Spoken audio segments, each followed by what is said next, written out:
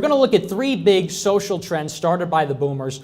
We're going to talk about that problem and then why Generation Z is a solution to it. So the first boomer problem, the first issue that they've caused is the destruction of racial identity in the country. And we're going to start from very broad conceptions of identity and then go all the way down. And the biggest, of course, is race.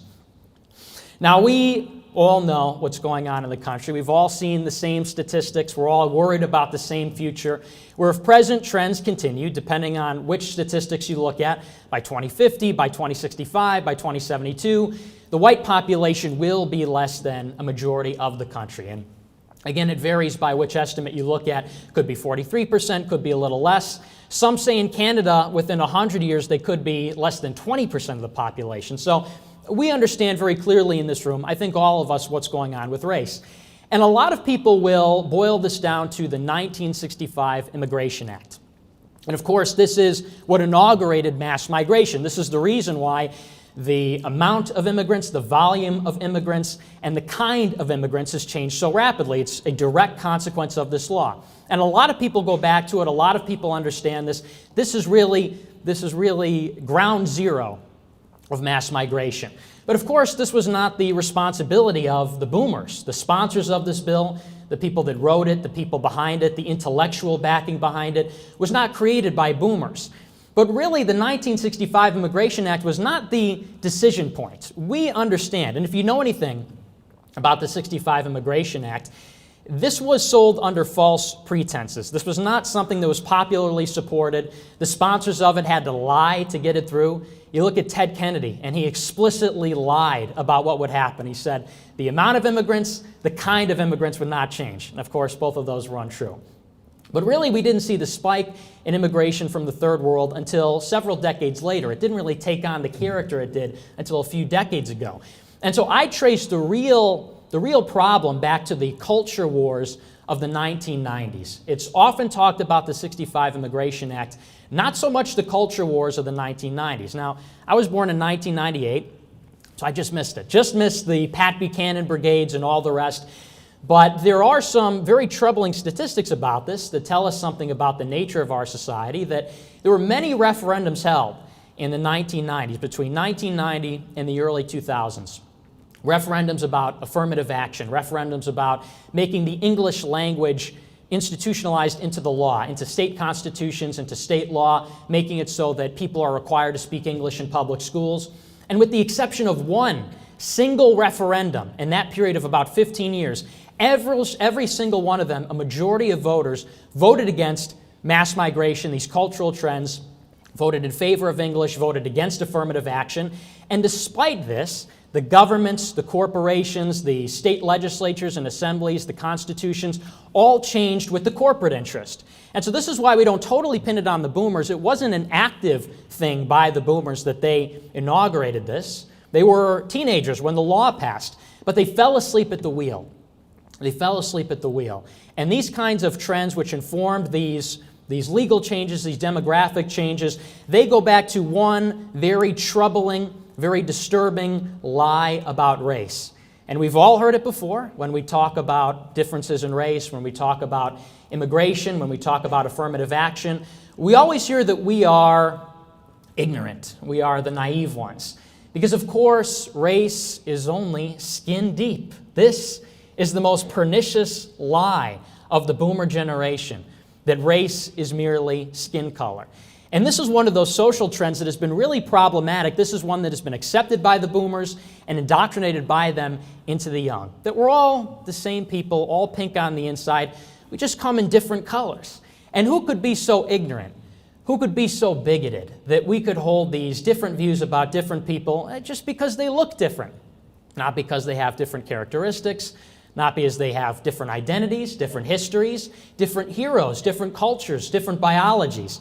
And so this is one of the big problems of the boomers, is this lie about race, which is carried through into all kinds of consequences, legal in terms of immigration, in terms of demographics, in terms of culture. The next biggest problem is that the boomers let go of the nation. And we have to distinguish between the race and the nation. The nation, in the classical sense, when it came to the English language in the 18th century, into common parlance, Now we see the nation as almost synonymous with the state, the country, similar words like that. But the nation started out meaning something very specific. The nation meant something very specific in terms of your biology, in terms of your ancestry, in terms of your culture, your language, your religion, the kind of art you created, the kind of music you listened to, the kind of customs and mannerisms that you had. Now we don't see it so much that way, but that's classically how the nation was defined. And we look at boomers as custodians of the nation, custodians of their communities and of their families. And whether we see good families here today or good people here today, by and large, the boomers failed in their stewardship of the nation. We look at communities, and if you've read a really great book, which I encourage everybody to read, I'm sure many have read in this room, a book called Bowling Alone by Robert Putnam. He talks about how the civic institutions in this country, religious institutions, fraternal institutions, organizations in the community, the PTA, bowling groups, all went on the decline, starting around the middle of the last century. So we really saw the destruction of the community. And you start to see how, in many ways, all of these issues really are reciprocal.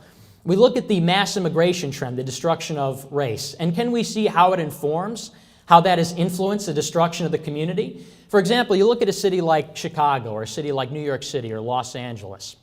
In Los Angeles, you have hundreds, thousands of languages being spoken by many different racial and ethnic groups in their various enclaves in Los Angeles. And we see how these are reciprocal in that it is very difficult to build a community.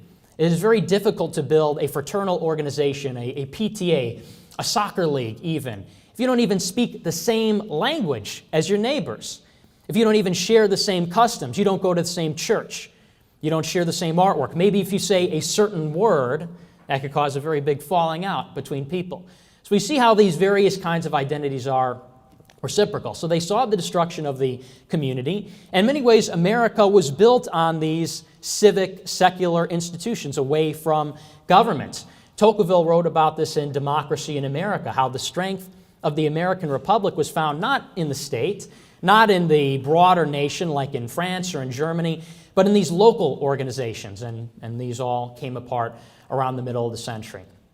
The other part of the nation, the foundational building block of the nation, that the boomers failed in their stewardship of was the family. We see in the 1970s and the 1980s divorce rates skyrocket. And actually, curiously enough, if you look at any of the data on divorces or marriages in the country, the divorce rates have actually leveled out in the past decade or so. They've gone down for the population at large. They've gone down for the younger generations. And surprise, surprise, this fantastic generation of baby boomers, they've seen their divorce rates double and triple in the last 10 years. Whereas it had been a very big problem for a long time, we start to see it fade away. They're actually going up as they go older. And we see why. We see why communities have gone away. We see why families have gone away. And we see, and I'll talk about in a moment, why that's such a challenge, why that's such a trouble. And the biggest problem is because the boomers were centered on the self. Marriage is unhappy. You're having a tough time with the wife. You're staying a little bit too late at work, or you're going to bars. The spark just isn't there. Well, neither partner's really happy, so let's call it quits. We're not happy now. We don't have this transient experience of happiness or pleasure, satisfaction, so we're done. We made a commitment until death do us part, but we don't like it right now, so we're calling the quits. Never mind the kids, never mind the commitment, never mind an allegiance to a higher creator, we're calling the quits. And this is one of those trends I think we'll see is the me part, and we'll get into that in the next phase. But the reason why the family destruction has been so horrible, so destructive, you think about a society in terms of a very clinical, very abstract analysis. And we can talk about fiscal policy, we can talk about immigration, we can talk about the banks. But at the end of the day, a society is only as strong as its families. A society is the individuals that comprise it. And every individual is only as strong as the parents who raised them, the parents who gave them virtues, the parents who gave them education, who taught them right from wrong, what it means to be a man or a woman, what it means to be an upstanding member of Knoxville, Tennessee, or Chicago, Illinois, or the United States of America. So as the boomers have seen the destruction and the decline of the family, we really see these ripple effects where the boomers and their children are probably a lot worse off given this compound effect. The boomers don't raise their children adequately. These parents don't raise their children adequately, and so on and so on. And you see this ripple across time, horizontally and vertically, where this is having a lot of adverse consequences.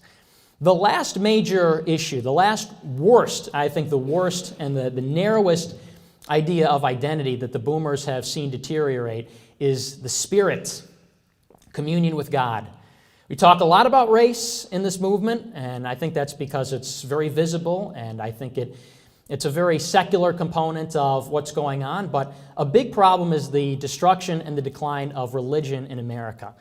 And I think very few people are willing to say this, but I think you see the destruction of the race, the family, the nation, all of them are rooted in the destruction of the spirit. With the boomer generation, in the 1960s and 70s, we see things like the sexual revolution. We see sex, drugs, and rock and roll. We see the rejection of the church, the rejection of its restrictive, constrictive, and oppressive social morals and customs.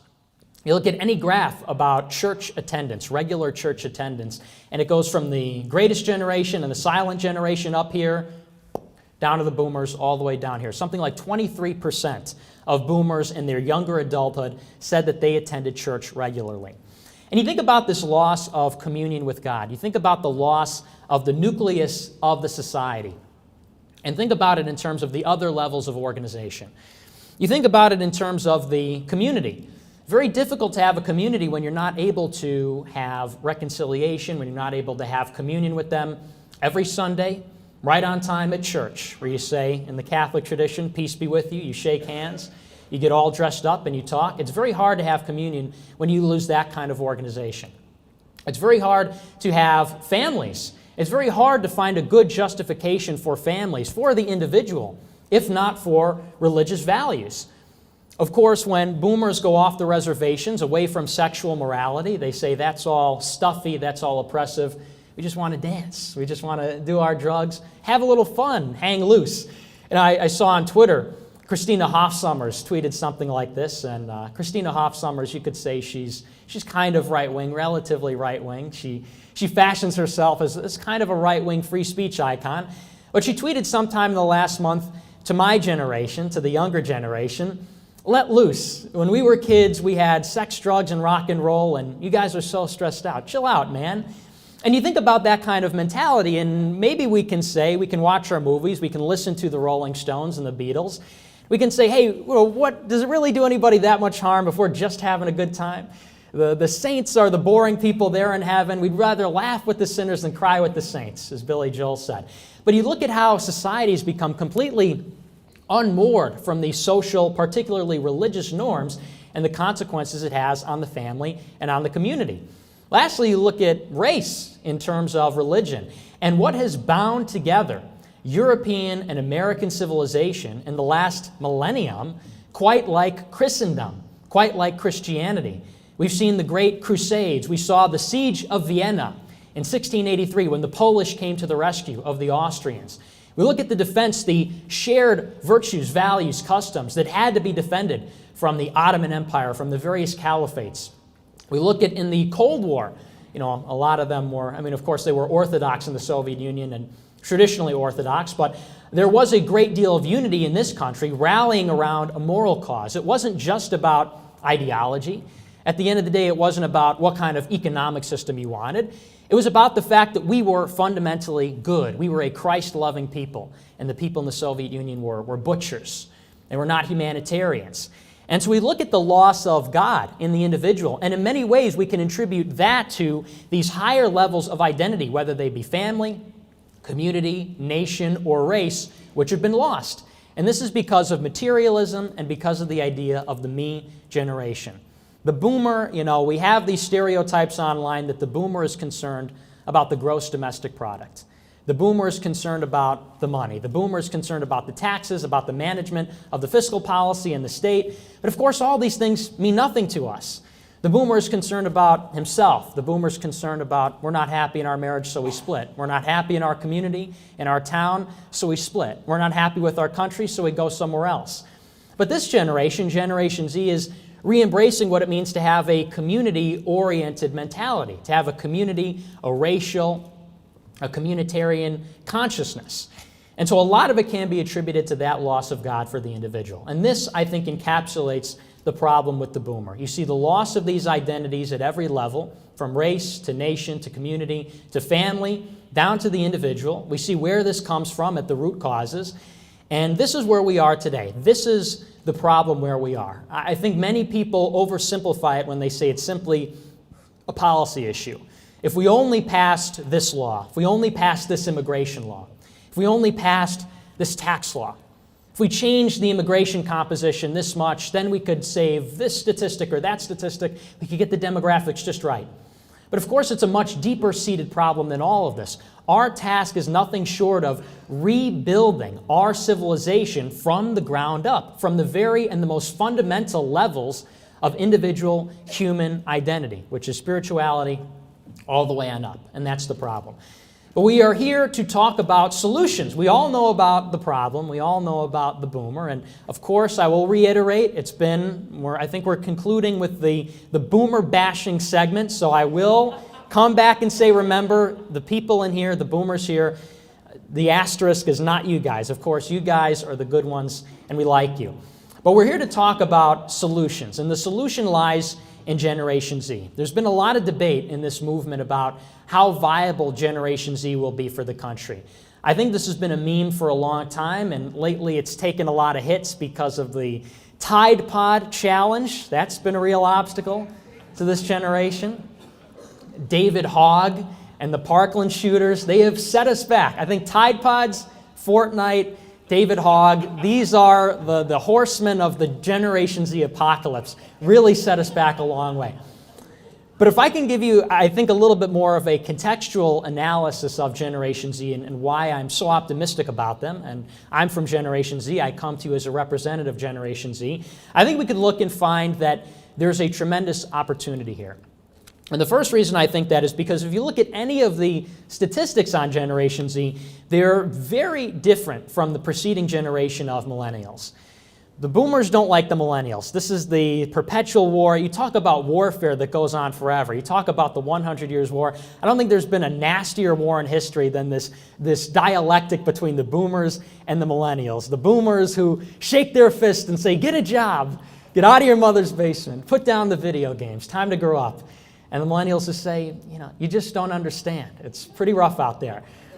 But Generation Z is very different than the millennials. If you're looking at any of the data, Pew Research, Gallup, any of the data, very encouraging signs just in the numbers. For example, you look at church attendance. We go back to spirituality is a big problem.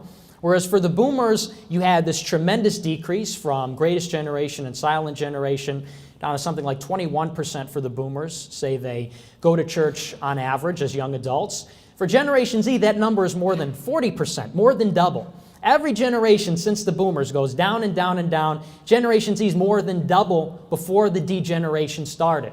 So in that regard, it's already a more religious generation. We look at any of the numbers about risk aversion. We look at any of the numbers about their attitudes on pot, on social issues like transsexuals, homosexuals, anything like that. And although it's difficult, we have tended to not be so successful in the culture wars. Although Generation Z is much more open to those kinds of things than previous generations, they're a lot less enthusiastic about it, a lot less enthusiastic. And I think that's something to work with there. Perhaps the most white-pilling, the most optimistic number that I've come across, and maybe you've seen this number as well, there was a survey that was conducted by the Hispanic Heritage Foundation after the 2016 election. And they surveyed high school students around the Generation Z generation, people who weren't old enough to vote yet. And they said, how would they have voted in the 2016 election if they were of age? And strikingly, if you look at white voters, white Generation Z high school voters, this blew me away. I had to go in and check with the mainstream sources because it was almost too optimistic to believe. 48% said they would go for Trump. 11% said they would go for Hillary Clinton. And you think about what that represents in terms of Trump versus Hillary, in terms of Republican versus Democrat. In past years, I wouldn't have said that would have meant very much. If 48% of young people said they would have gone for Mitt Romney, that doesn't really mean anything to me.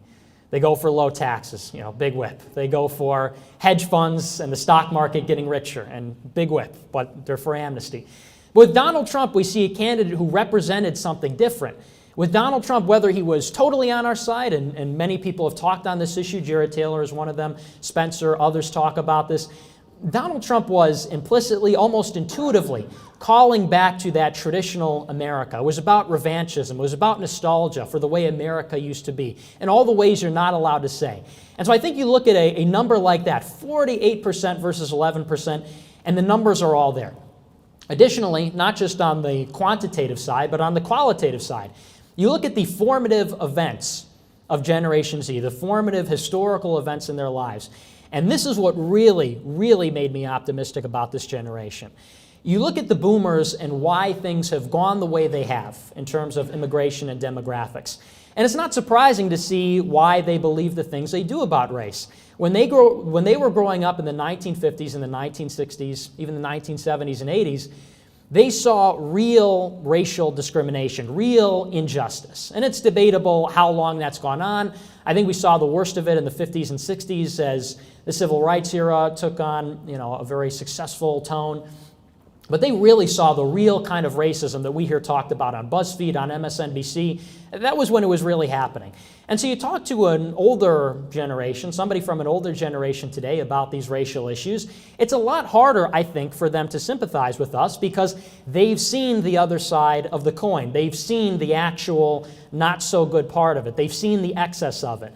Additionally, they grew up in a country that was demographically homogeneous. It's very difficult to communicate to the boomer these kinds of projections that we see in the future because it is so outside of their experience. People who grew up in a country, it was built by small towns, it was built by people who looked the same, talked the same, had the same mannerisms, and the idea that America would ever be not that way, the idea that it would be so radically transformed, I think is so outside their experience, it's difficult for them to relate to that, to sympathize with that. Generation Z, on the other hand, if you look at the formative events in our lives, this is the first generation that is one generation removed from any kind of real racial discrimination. The racism we hear talked about all day long on television, in the media, on the internet, by the liberal politicians, never seen it. As somebody who was born in 1998, when I went up through kindergarten, through grade school, through high school, there was no talk about white teachers discriminating against black students. There was none of that. It just didn't exist. And so when you look at the formative events for the young people, you have this rhetoric on the one hand, which says the society is one way, and you have every single one of our lived experiences, which is increasingly we're coming face to face with real diversity and all its consequences, and we know what it means. This great dissonance between what we're told and what we experience, I think there is the hope in this gap of how Generation Z can come to understand what's going on. Thank you. And it's difficult because we see a lot of Generation Z, and a lot of them are very liberal. But as they grow up, as they come of age through college, as they get acquainted with our new neighbors, our new friends in the country, I think they will come to understand through personal experience just the way the world works. Now, the last point on this, we see very encouraging signs. We see very good things about the country in terms of the statistics, in terms of the formative events. A lot of this is theoretical. A lot of this is projected in the future. But by no means is it a guarantee. What we have is an opportunity, not a guarantee.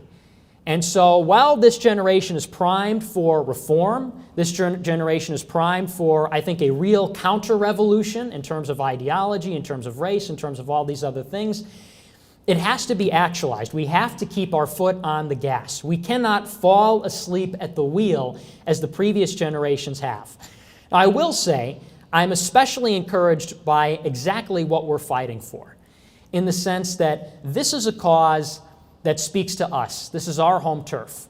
What we're fighting for is our families. We're fighting for our God. We're fighting for our ancestors. We're fighting for posterity, for our children.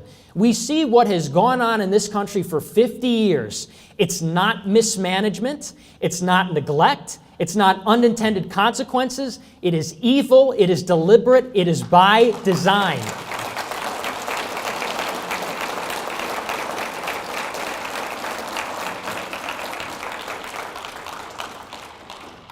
And that is something that is worth fighting for. You look at the young people that are gathered outside. You look at the real winners outside, and I guess not very many of them showed up. Fortunately, we have very robust security. What are they fighting for? What are they fighting for? Some ethereal, abstract concept of postmodern, liberation, theological justice. I'm sorry, I don't see that as a very strong motivating factor. We are willing, at the end of the day, I think we are and we must be willing, to give our lives for this cause because it is meaningful, because it is important to us. They do not care. They do not have a great motivating cause. And lastly, I will end with a personal anecdote. I came here to American Renaissance, and it's no secret the reputation of this conference, because we have kind of this occupied media, this occupied country. It has become a liability to many of us to be involved with these kinds of organizations, these conferences, these groups, with our real identities, our real faces attached to it, because there is such a stigma to telling the truth. And to speak on the point of things that we're willing to fight and really die for, I was told by just about everybody I knew, and I have some connections in this movement, I have many connections in the establishment as well, and many people begged and pleaded, Nick, you have no idea what you're doing. You can't go to the American Renaissance Conference. These people, we may agree with them, we may like what they're saying, but not a good career move. It's not a good look. We've all heard this kind of thing. You'll never be a Fox News intern. You'll never be a pundit. And can you believe it? I was at the Leadership Institute just last year trying to climb the ranks. I was with Cassie Dillon trying to get a job at the Daily Wire and Ben Shapiro. Do you know how much Paul Ryan would love somebody like me with my last name? I am the dream of these conservatives. The pro-amnesty, they talk about natural conservatives. If I were up there on Fox News talking about how we should gut the middle class with low taxes and free trade, I come on with a mariachi band and my Hispanic last name, I'm the biggest selling point in 100 years. But I rejected the establishment, and I came here, and I think all of you came here for the same reason, because we don't have the luxury to worry about career. We don't have the luxury to worry about money. We don't have the luxury to worry about the material, because time is not on our side.